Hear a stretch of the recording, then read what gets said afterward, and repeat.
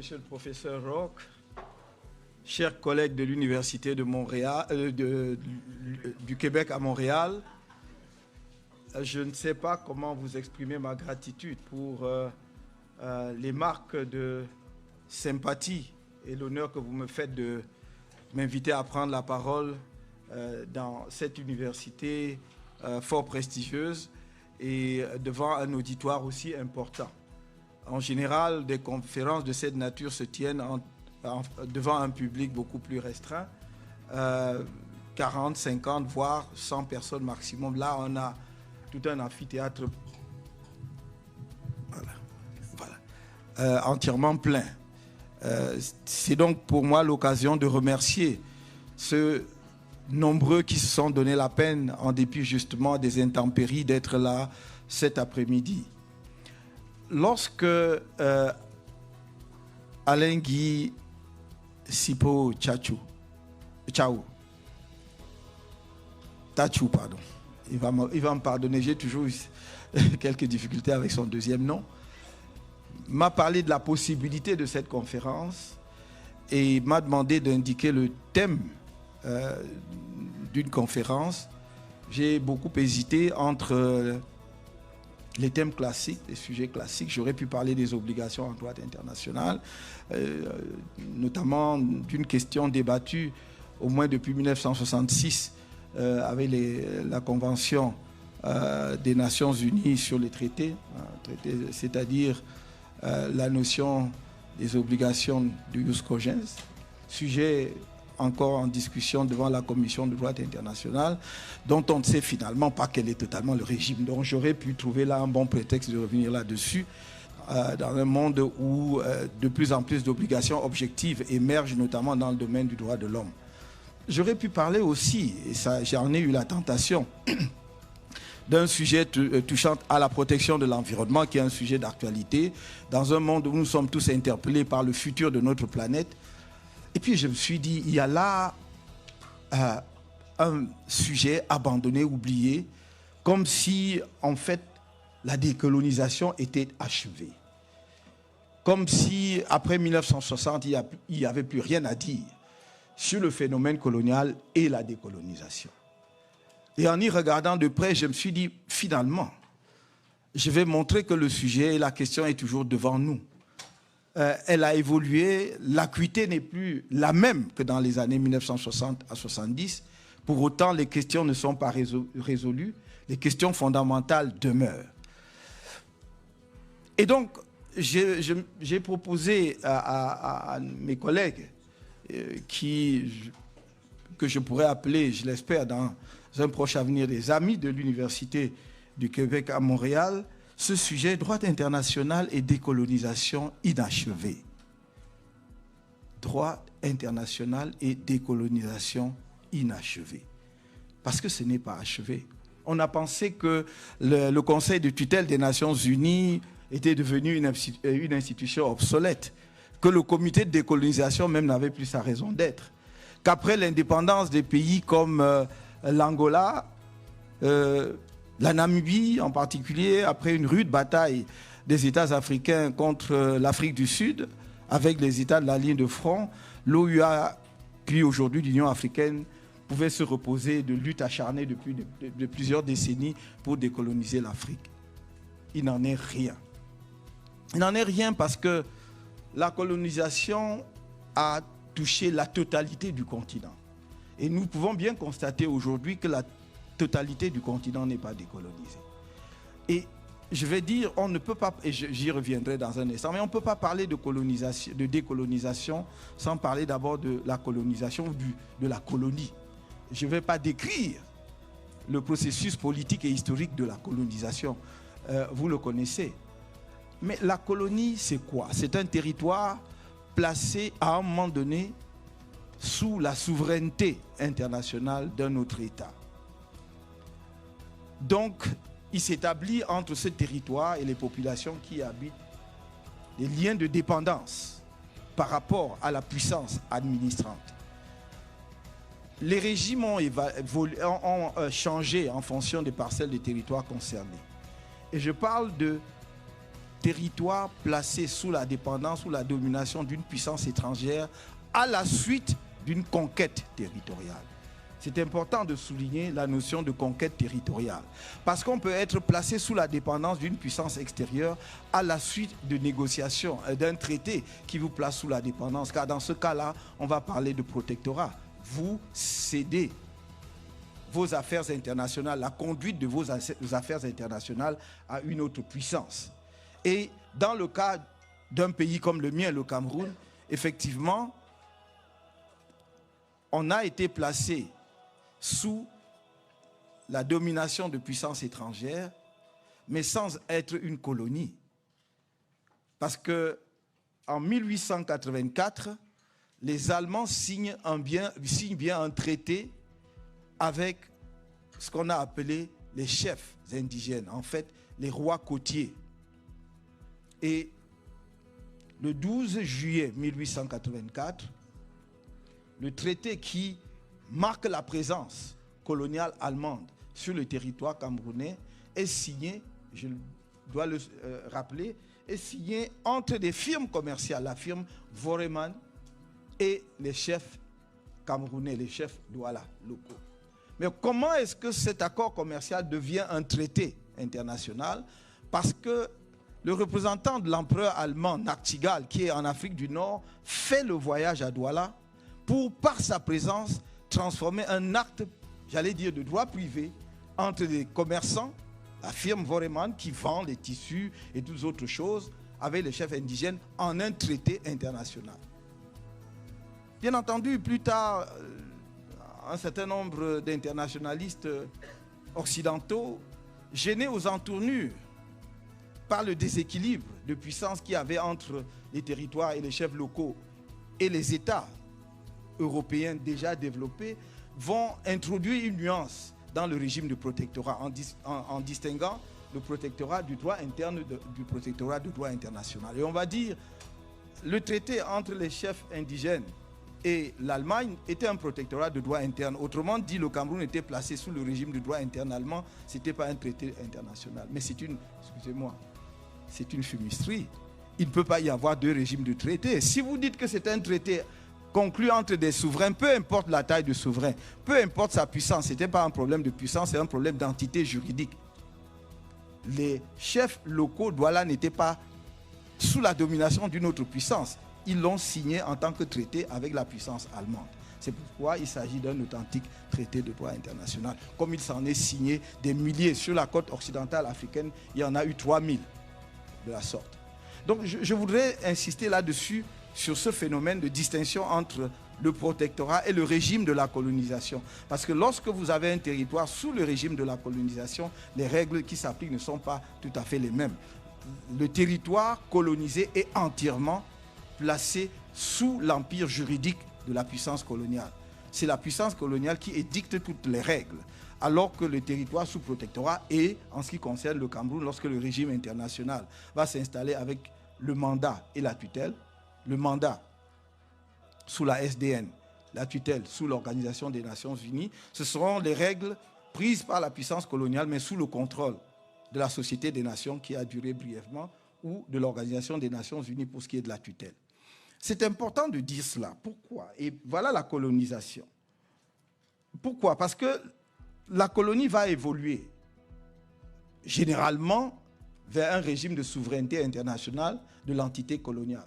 Soit sous la poussée des populations coloniales, soit sous la contrainte ou l'évolution du contexte et du droit international.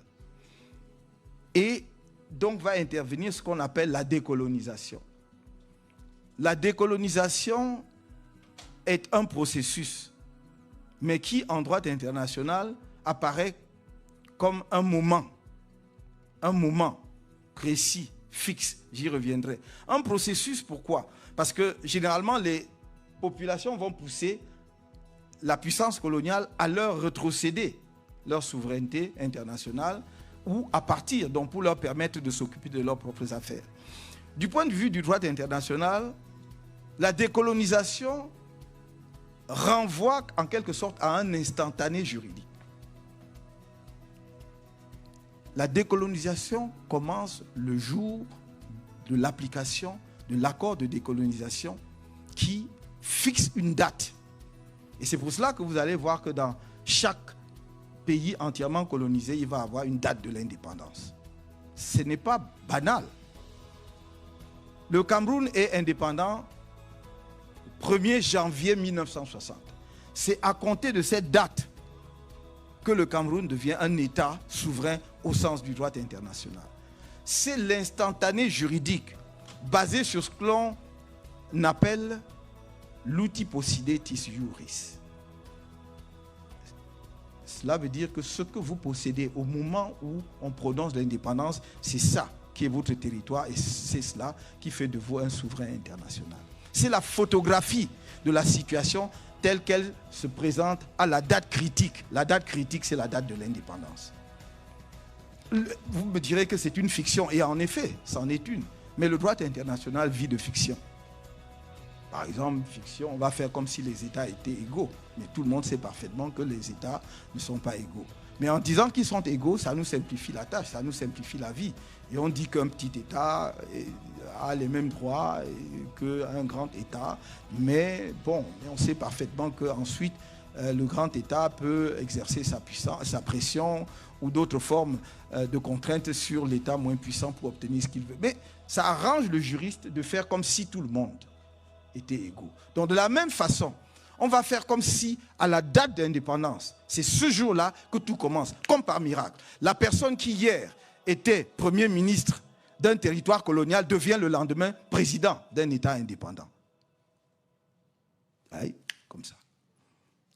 Or, qu'est-ce qui se passe? Et c'est là que c'est intéressant. La même personne qui la veille n'était pas un chef d'un État, le lendemain devient un chef d'un État et peut donc signer des traités et accords pour le compte de cet État. Mais des traités et accords qui engagent cet État sur le plan international comme si c'était un souverain qui était là depuis longtemps. Vous voyez donc, dès le départ, j'allais dire, il y a un vice originel. Parce que pourquoi pensez-vous que, puisque les traités, l'un des principes fondamentaux en matière du droit des traités, c'est l'égalité entre les parties, la souveraineté entre les parties, la réciprocité. Cela suppose que vous soyez à armes égales pour signer les traités. Mais comment voulez-vous que moi, colonisé d'hier, 24 heures avant, j'étais un colonisé, le lendemain, je suis devenu un indépendant et souverain, je signe un traité avec la même liberté, avec la même connaissance, avec la même souveraineté que l'État qui est là, la puissance qui m'a administré pendant 20 ans, 30 ans, 50 ans, voire un siècle. Voilà le problème de la décolonisation. C'est cette fiction qui fait qu'à un moment donné, on croit que la décolonisation a tout réglé, alors qu'elle n'a rien réglé. Bien sûr, au 1er janvier, vous avez un drapeau, vous avez un hymne national, c'est parfait. On vous désigne d'ailleurs une capitale aussi. Mais on ne va pas bien au-delà de cela. Vous avez les attributs apparents de la souveraineté. Mais il vous manque la substantification de la souveraineté. Et donc tout le problème du droit de la décolonisation par rapport au droit international vient de là.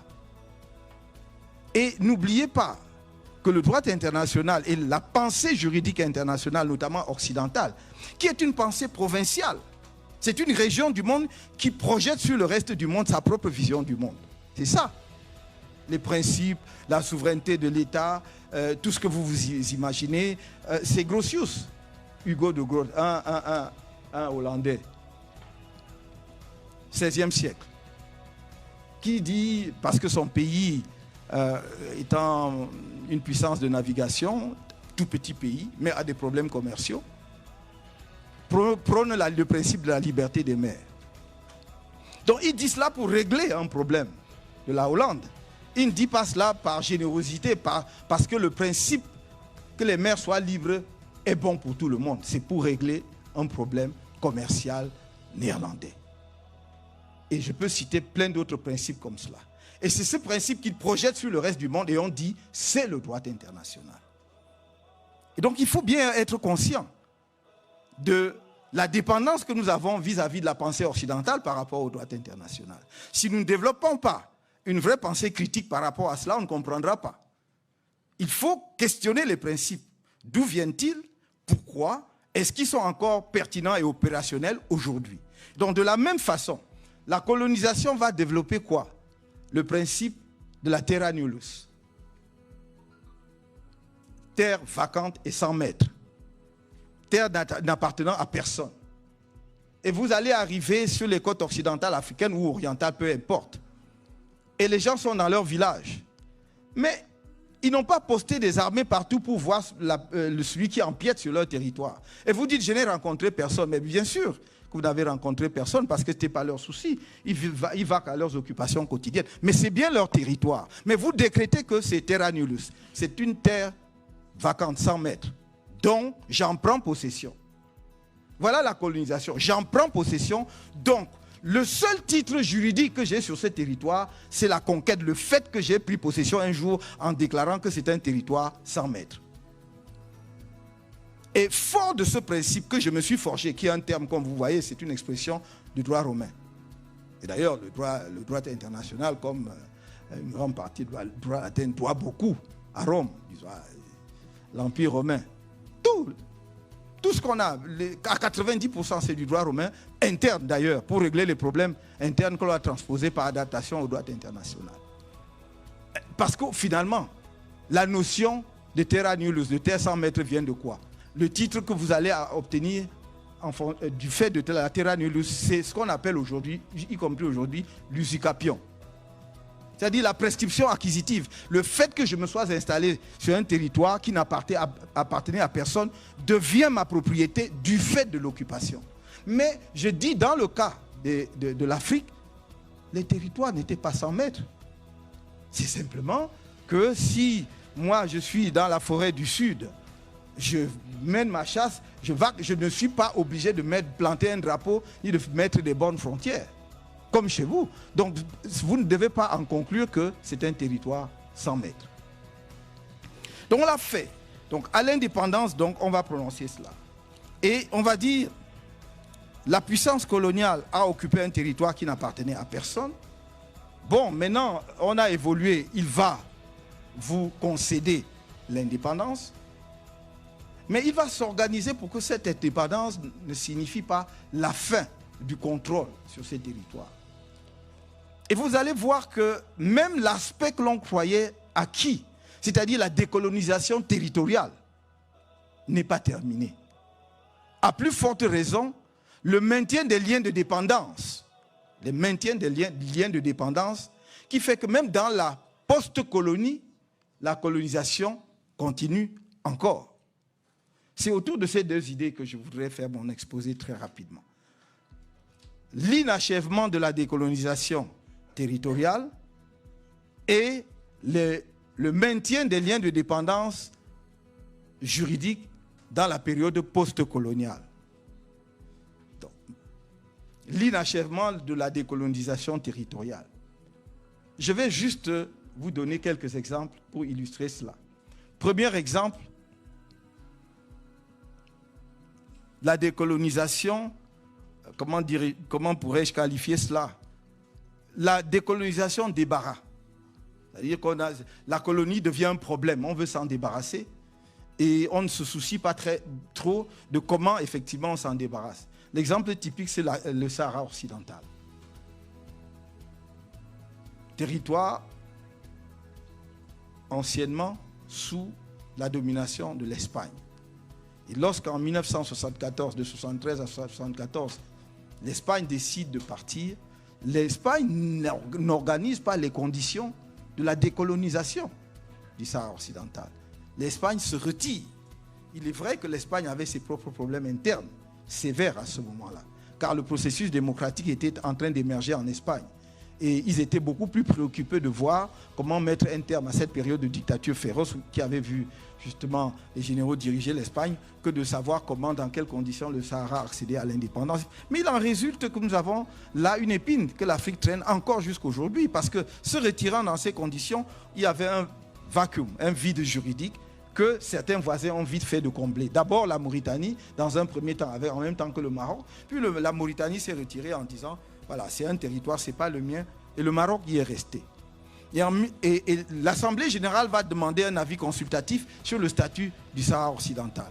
qui va donner lieu donc à ce fameux avis de 1975 de la Cour internationale de justice qui justement bat en brèche la notion de terra nullius en disant non, le territoire du Sahara occidental n'était pas un territoire sans maître, parce que le Maroc soutenait cela en disant nos populations nomades allaient jusque dans le Sahara occidental et les populations du Sahara occidental avaient des liens d'allégeance au souverain marocain. Et donc, le Sahara occidental est territoire marocain. L'avis consultatif de la Cour en a décidé autrement, en disant que ce n'était pas un territoire sans maître. Il faut donc décoloniser le Sahara occidental, notamment par un référendum d'autodétermination. On en est là jusqu'à aujourd'hui, puisque ce référendum n'a jamais été organisé, comme vous le savez. Problème sur qui va prendre part au référendum. Est-ce que ce sont, le Maroc dit, les populations du Sahara occidental qui sont au sud de l'Algérie, à Tindouf, ne doivent pas y prendre part. Dans le même temps, depuis presque une vingtaine d'années, la présence marocaine est importante, dont les populations marocaines ont occupé le territoire du Sahara occidental. Si on organisait le référendum aujourd'hui, l'identification des participants serait très difficile. Donc on est un peu dans l'impasse. Voilà le premier exemple. Donc, décolonisation des barras. Mais il y a d'autres formes de décolonisation. C'est ce que j'appellerais la décolonisation à reculons. La puissance coloniale décolonise, mais sans vouloir partir. Ou alors en gardant quelque chose. Et dans le cas des grands empires coloniaux, comme ceux de la Grande-Bretagne et du Royaume-Uni et de la France, on va essayer de garder quelques confettis de l'Empire. Et le cas le plus illustratif, c'est toujours en Afrique, notamment dans l'océan Indien. Dans l'océan Indien, vous avez, première situation, celle de l'archipel des Chagos. La Grande-Bretagne achète les Chagos à l'île Maurice en 1965. Mais l'île Maurice n'est pas indépendante à ce moment-là. Donc c'est à un territoire encore colonisé, sous administration britannique. Achète et installe une base militaire, concède ensuite donc l'île, notamment l'île principale Diego Garcia, aux États-Unis pour construire une base militaire. Et cet accord devait durer jusqu'en 2016. Et en 2016, la Grande-Bretagne a renouvelé le traité jusqu'en 2036. Et c'est là que l'île Maurice dit non, nous sommes devenus un territoire, un État indépendant. Vous ne pouvez donc pas concéder quelque chose qui ne vous appartient pas. Donc là aussi, les deux parties, l'Assemblée générale des Nations unies a demandé un avis consultatif sur le statut de Chagos. Et l'avis consultatif a été très clair. C'est tombé le 25 février 2019, qui a été très clair en disant que la Grande-Bretagne doit plier bagage. Donc on doit quitter l'archipel des Chagos le plus rapidement possible parce que c'est territoire de l'île Maurice. Deuxième exemple, dans l'océan Indien, c'est Mayotte. L'île de Mayotte fait partie des Comores, de l'archipel des Comores. En 1974, la France organise le référendum d'autodétermination dans les Comores. C'est un archipel composé de 4 îles. La Grande Comore, Moélie, Anjouan et Mayotte. Les populations des Comores votent. Dans les 3 îles, Grande Comore, Moélie et Mayotte, elles votent à environ 99% pour l'indépendance. Sur l'île de Mayotte, les populations votent à 63% pour le maintien dans la République française. Mais je dis bien, il s'agit d'un archipel, donc d'un seul État. Donc, normalement, on devait additionner les voix de l'ensemble des 4 îles pour déterminer si les populations des Comores ont décidé d'être indépendantes ou de rester dans la République française. Mais là, pour le coup, on a fait du sissonnage. On a dit, voilà, on reconnaît l'indépendance des 3 îles qui ont voté à 99% pour l'indépendance, mais la 4e, où on a voté à 63% pour le maintien, on l'enlève. Et elle devient partie du territoire français. Et comme vous le savez, en 2011, on a départementalisé Mayotte, c'est-à-dire que Mayotte est devenu la 101e département de la France et 5e département d'outre-mer de la France. Mais je dois dire que dès 1974, et de façon plus précise en 1975, l'Assemblée générale des Nations unies, par une résolution 3385 de 1975, a dit clairement que la puissance coloniale devait respecter l'unité et l'intégrité territoriale des Comores. Et donc avait décidé de ne pas reconnaître le détachement de Mayotte par rapport à l'archipel des Comores. L'Organisation de l'Unité africaine a voté dans le même sens une résolution. Et en 2011, d'ailleurs, lorsque la départementalisation a eu lieu, il y a eu une nouvelle résolution de l'Assemblée générale et surtout des prises de position de l'Union africaine qui ont condamné très clairement justement la souveraineté française sur Mayotte et la départementalisation. Vous voyez donc que par ce comportement, les puissances, qu'elles soient britanniques hier jusqu'à l'avis consultatif, on verra d'ailleurs ce que les Britanniques vont faire de cet avis, puisque un avis consultatif n'est pas un arrêt de la Cour internationale de justice. Il n'est donc pas contraignant, même si en pratique jusque-là tout le monde respecte les avis consultatifs de la Cour internationale de justice. Je crois que la Grande-Bretagne n'a pas encore décidé clairement ce qu'elle entend faire de cette résolution. Donc que ce soit dans ce cas-là ou dans le cas de Mayotte, nous sommes dans une situation où le principe de l'autodétermination, le principe du droit des peuples à disposer d'eux-mêmes est battu en brèche. Donc il y a une rébellion de la puissance contre les règles du droit international quand ça les arrange.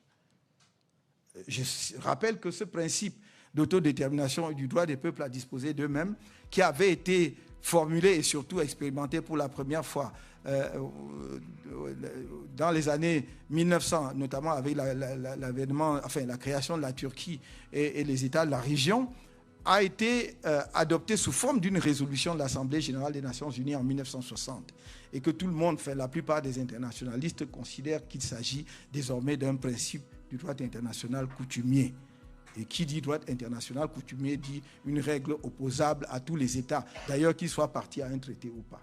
Et donc, on voit bien que dans le cas d'espèce, il n'y a pas respect d'une règle de droit international dès lors qu'une puissance estime que ses intérêts vont à l'encontre. Et donc, du coup, pour faire un rapprochement avec l'actualité, vous voyez combien inextricable peut être la situation, par exemple, de la Crimée.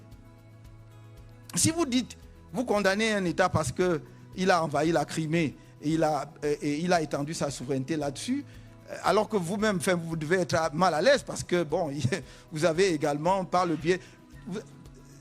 Regardez très bien, dans le cas de la Crimée, le pays qui a envahi la Crimée organise un référendum. On peut appeler ça semblant de référendum, peu importe, ça en est un, n'est-ce pas? Formellement, comme ailleurs. Donc il va vous opposer, bah oui, il y a un référendum, les populations de là ont décidé qu'elles veulent bien se rattacher à la Russie. Je ne vois pas au nom de quoi vous devez vous en offusquer.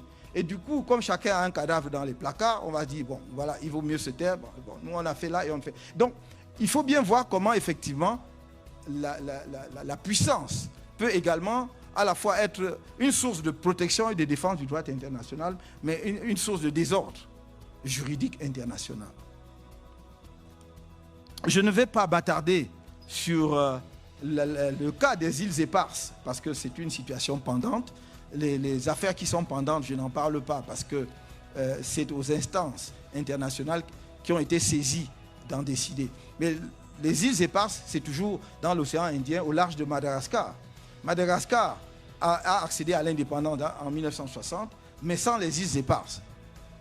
Et comme vous le savez, le chef de l'État français récemment s'y est rendu et a déclaré que c'était un territoire français. Et donc du coup, je crois que le problème aussi est en train de rebondir très probablement. Je crois que les deux pays ont mis en place une équipe, une commission qui va en discuter, mais il n'est pas exclu que ça finisse devant la Cour internationale de justice. Voilà très rapidement. Je dois ajouter que ça, c'est la décolonisation territoriale. Mais il y a une conséquence importante de la décolonisation territoriale inachevée, ce sont les problèmes frontaliers auxquels donne lieu la décolonisation. Et l'Organisation de l'Unité africaine a essayé d'y répondre grâce à la résolution de 1964, dite résolution adoptant le principe de l'intangibilité des frontières héritées de la colonisation. Au fond, c'est la doctrine qui progressivement a parlé de l'intangibilité, et la Cour internationale de justice, dans son arrêt de 1986, dans l'affaire du différend territorial entre le Burkina Faso et Mali, a consacré cela comme principe de l'intangibilité. Mais à l'origine, c'était le principe de l'immuabilité, c'est-à-dire les frontières héritées de la colonisation doivent être immuables. Intangible veut dire une fois pour toutes, né varié, ça ne changera jamais. Mais il faut bien comprendre que on ne peut pas interpréter cela comme des frontières qui ne peuvent pas bouger, puisque deux États souverains peuvent à tout moment décider de modifier leurs frontières. Donc c'est dans ce sens qu'il faut désormais entendre le principe de l'intangibilité. Et nous avons de nombreux conflits ou différents frontaliers aujourd'hui en Afrique comme conséquence d'une décolonisation qui effectivement ne s'est pas occupée de l'assiette territoriale du territoire nouveau. On s'est dit, voilà, c'est à peu près comme c'était généralement des ensembles faisant partie d'une même colonie. Si vous prenez l'Afrique équatoriale française et l'Afrique occidentale française, c'était un même ensemble. Et généralement, ce sont les limites administratives que les préfets ou les sous-préfets, après l'indépendance, mais surtout avant l'indépendance, le haut commissaire traçait entre les colonies qui deviennent frontières. Mais généralement, c'était des frontières imprécises parce que c'était un même État, un même empire, dont on n'était pas très soucieux d'être très très précis sur les frontières. Aujourd'hui, que ces anciennes entités coloniales sont devenues des États indépendants, cela pose problème. Et donc il y a de nombreux différends entre États africains. Je pense, j'ai eu l'honneur et le plaisir d'assister à un certain nombre de plaider pour un certain nombre d'États africains dans ce tel contentieux, mais il en existe encore. Et donc, si les étudiants de l'UQAM qui s'intéressent au droit international sont attentifs à cela, ils auront peut-être beaucoup de travail à l'avenir. Je crois qu'il y a devant, en perspective, de nombreux contentieux. À l'heure où je vous parle, il y a l'affaire de l'île de Banié et Cocotier entre la Guinée équatoriale et le Gabon, justement parce que la décolonisation ne s'est pas penchée sur les limites et les frontières entre les deux pays. Donc, il y a une grosse dispute, un gros différend. D'ailleurs, ils ont déjà signé le compromis de saisine pour saisir la Cour internationale de justice. Pour l'instant, il reste simplement à savoir celui qui va faire le premier pas pour aller déposer au greffe de la Cour, et le contentieux va commencer. Mais vous avez aussi de nombreux autres cas. Je vois, il y a un différend potentiel entre le Bénin et le Burkina Faso, toujours à propos de la délimitation des frontières et de nombreux autres. Et alors, je ne vous parle pas des frontières maritimes, qui n'avaient pas du tout, retenu l'attention des puissances coloniales et qui deviennent un très très gros problème aujourd'hui, d'autant plus que les enjeux pétroliers et gaziers sont énormes. C'est le cas par exemple entre le Kenya et la Somalie, mais on peut multiplier sur toute la côte occidentale comme orientale, ces conflits effectivement abondent. Permettez-moi de dire très rapidement donc quelques mots sur la deuxième partie de cet exposé qui est le droit international au service de la dépendance post-coloniale. Et on peut l'observer pour l'illustrer très rapidement à travers deux phénomènes. D'abord, la dépendance militaire. Les accords de coopération militaire conclus généralement à la veille ou immédiatement après l'indépendance, effectivement, créent de tels rapports. Et même lorsque ces accords en matière de défense ont été renouvelés un peu récemment, je vois un certain nombre de pays africains qui ont renouvelé leurs accords en matière de défense. Par exemple, avec la France en 2009, vous vous rendrez compte qu'il y a toujours quand même un certain nombre de clauses particulières qui montrent que la souveraineté de ces pays, ou en tout cas la décolonisation, n'est pas tout à fait achevée. Je me garde même de parler des bases militaires. Mais si nous prenons même des pays qui n'abritent pas des bases militaires, vous verrez par exemple que dans mon propre pays, l'accord de 2009, qui a remplacé les anciens accords de défense, prévoit par exemple que la base logistique française à Douala est inviolable. Donc c'est inviolable. Donc les autorités camerounaises ne peuvent pas y pénétrer. Donc les militaires ne peuvent pas y pénétrer de la même façon qu'il y a une exonération, disons, des taxes douanières et fiscales. Donc pour tout le matériel, les équipements qui y va. Juste ça. Je donne juste ça à titre illustratif. Je n'ai pas le temps d'analyser tous les accords dans les autres pays. Et ça, ce sont des accords plus récents. Les accords des années 59 à 60 étaient, j'allais dire, allaient bien plus loin et vraiment installer des relations de dépendance, puisque d'ailleurs, ce sont des accords qui permettaient à la puissance anciennement administrante d'intervenir pour maintenir au pouvoir, n'est-ce pas, tout gouvernement qui était signataire d'un tel accord et qui estimait qu'il pouvait être mis en danger par sa propre population. Deuxième point illustratif, là aussi j'irai très vite, c'est dans le domaine économique. Et là, nous pouvons commencer par ce qu'on a appelé les accords de coopération économique, notamment en matière commerciale, entre les pays africains et en particulier les pays européens. Les accords de Yaoundé 1, Yaoundé 2, Lomé 1, Lomé 2. Et enfin, l'accord de Cotonou de 2000. Et il ne vous aura pas échappé qu'aucun de ces accords n'a permis le développement de l'Afrique. Mais comment voulez-vous signer dès les années 60? L'accord de Yaoundé 1, je crois que c'est entre 62 et 63, si je me trompe. Accord commercial. Le Cameroun ne produit encore rien sur le plan industriel et quelques produits agricoles. Ce qu'on a appelé les produits de rente, c'est-à-dire le cacao, le café, le thé, le coton. Et on vous dit c'est un accord d'échange commercial. Sauf que, en fait, vous recevez tout et vous n'échangez rien. Et c'est ça. Et du coup, en même temps, le caractère pernicieux de ces accords vient de ce que ça vous spécialise. Parce que vous dites, j'ai un marché pour le cacao, alors donc il faut que je produise davantage de cacao parce que je vais bénéficier du marché qui m'ouvre justement les perspectives non douanières, non tarifaires. Vous allez donc produire toujours sans transformation.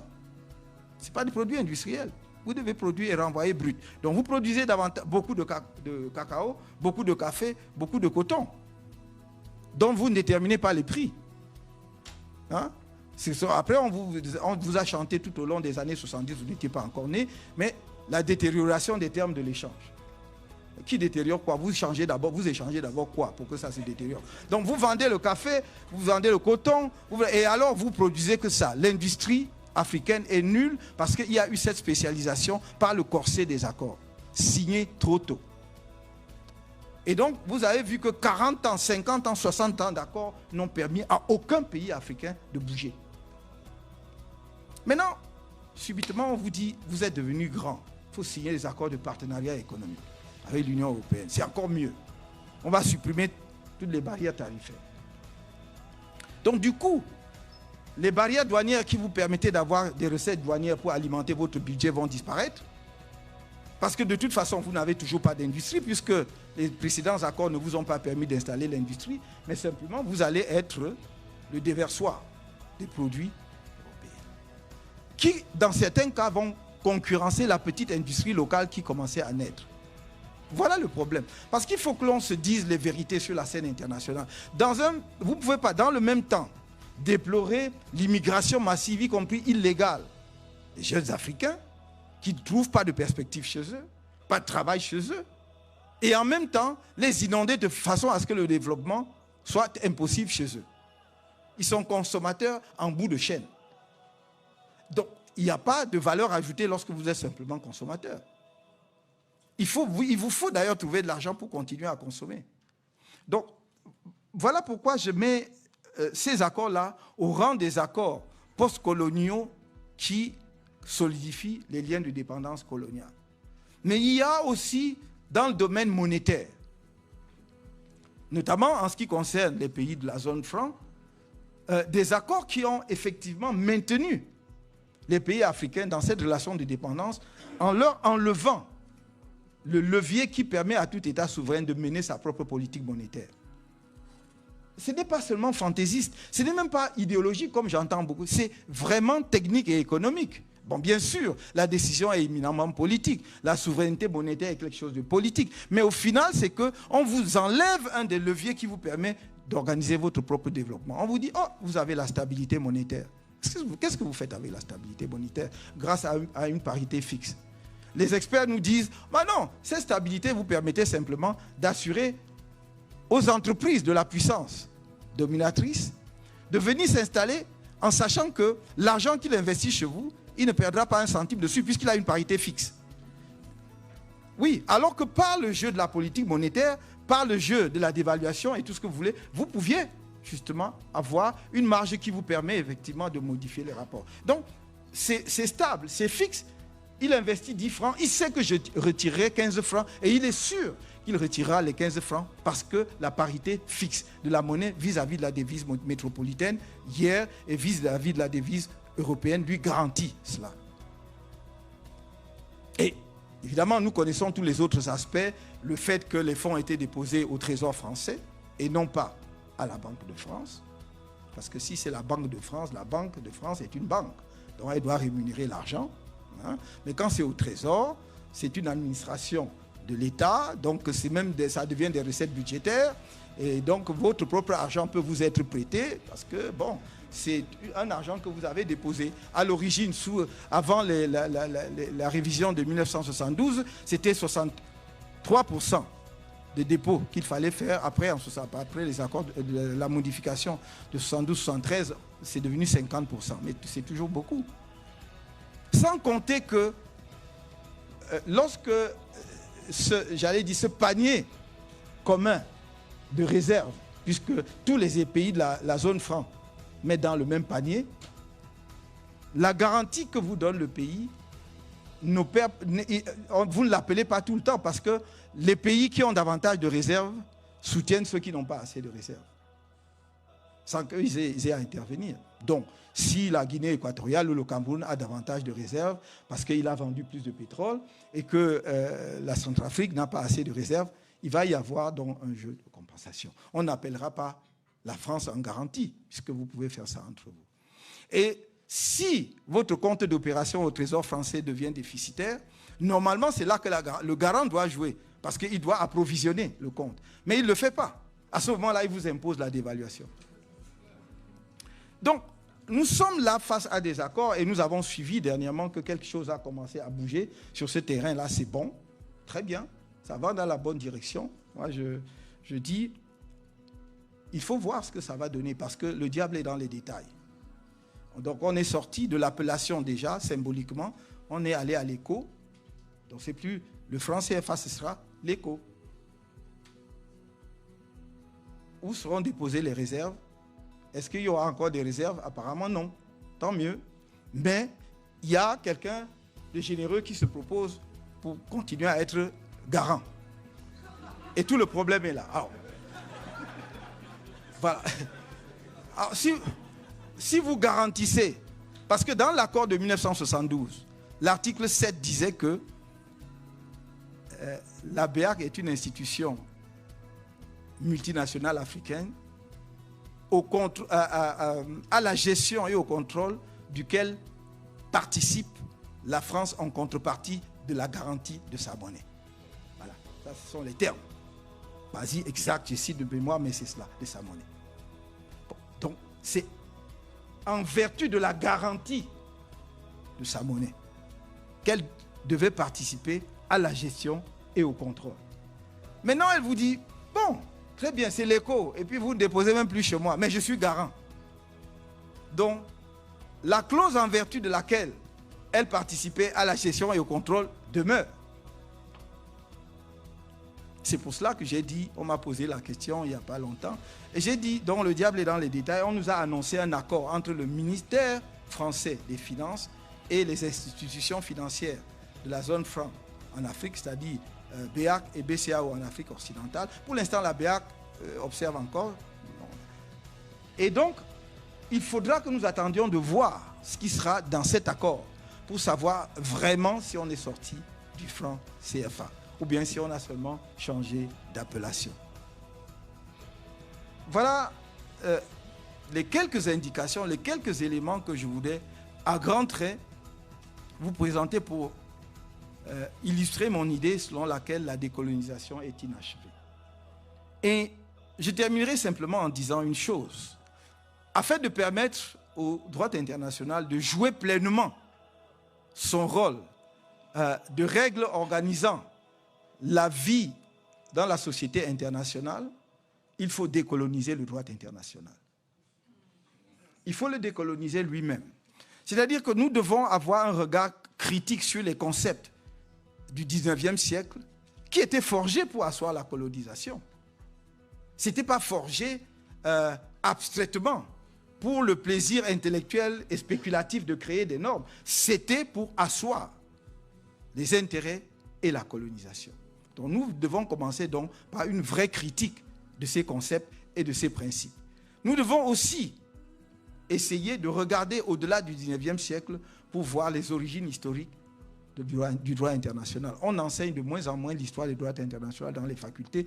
C'est vrai que c'est une matière qui est devenue obèse. Et donc, généralement, les programmes n'ont pas le temps de consacrer un vrai morceau à l'histoire du droit international. Vous apprendriez beaucoup de choses, y compris tous les débats sur le concept du jus cogens, y compris le débat sur la question du droit naturel et du droit positif. Pourquoi on en est arrivé là? C'est parce que les premiers, ce qu'on a appelé les pères fondateurs du droit international, venaient en grande partie de l'Église aussi, n'est-ce pas?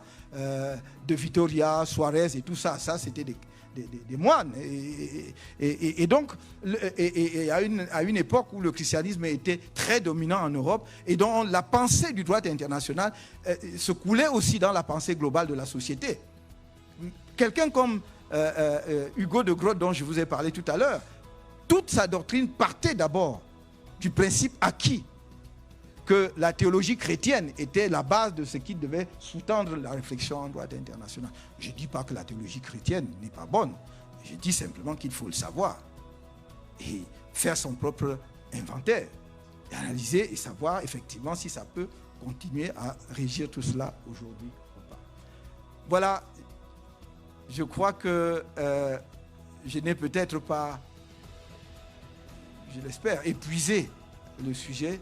Mais il m'a suffi juste de vous indiquer qu'il y avait encore là matière à réflexion et je vous remercie de votre aimable attention.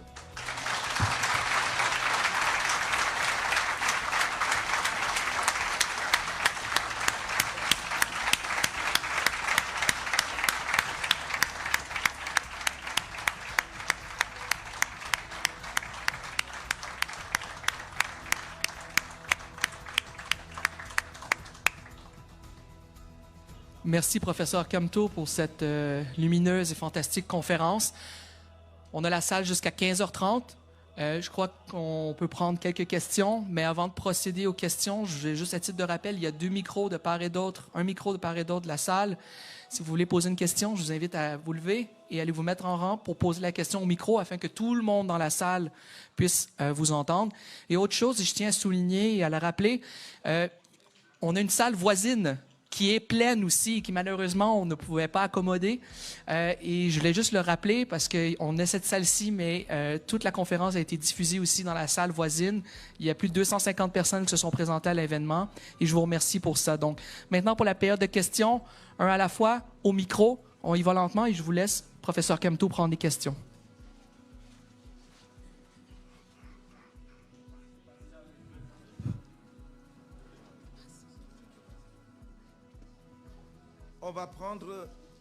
On prendra parce que notre temps est compté. Il ne faut pas abuser de la bienveillance de la faculté faite de l'université. Nous avons jusqu'à la demi. Et donc, on va prendre 5 questions. Oui. Oui. Oui. Professeur Camteau. Oui. Bonjour. Bonjour. Je suis docteur Meboumé Tandongo, Université d'Ottawa.